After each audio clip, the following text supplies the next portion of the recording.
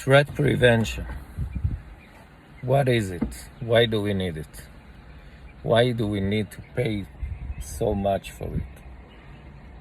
So first of all, we make a policy which allow or denied according to source IP and destination IP and specific application that is defined by TCP or UDP port. We can change the specific IP address by username or group according to local user or radius or LDAP or domain controller, whatever you like, but it's the same. It's from source IP to destination IP and specific port. And if the traffic is matched the rule, we are allowed or drop it according to our policy. The next step is to check which application is running inside the traffic. Does it Facebook or YouTube? That is some SAP or some other database.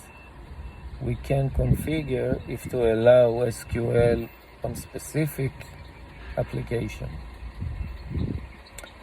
We can configure what do we know inside the traffic, if it's allowed application, if it's a website that we are allowed or not allowed.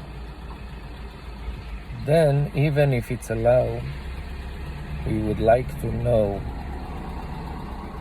if there is something malicious inside the traffic. If it's an intruder, we have the IPS to check if the traffic from intruder. We have antivirus to check if there is a virus inside.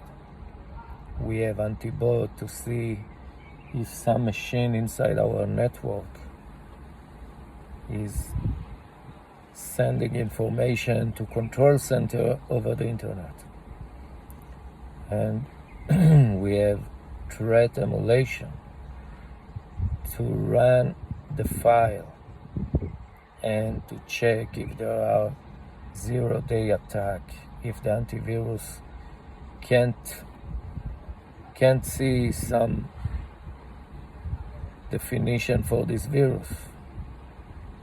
So the threat emulation is actually like a user that's running the file and check if something happened inside the operation system.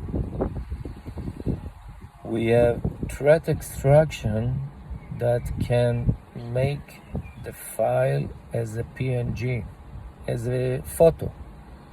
Let's say you have an email with a doc, but the doc have macros inside it.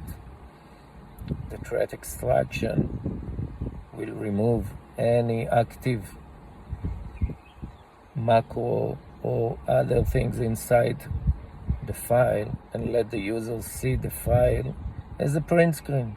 It's like you take your phone, take a print screen and send it to someone.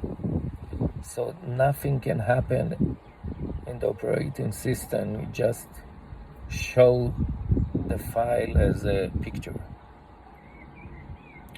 So the firewall is a single point that check all the traffic inside layer by layer, source and destination IP and port, or user or groups, application that application is allowed, then virus with antivirus, IPS for intruders, antibot for control center, etc., etc. When all the scans looks fine and there is no issue inside the packet, inside the traffic, the firewall allow it. That's it. That's why we pay for it so much.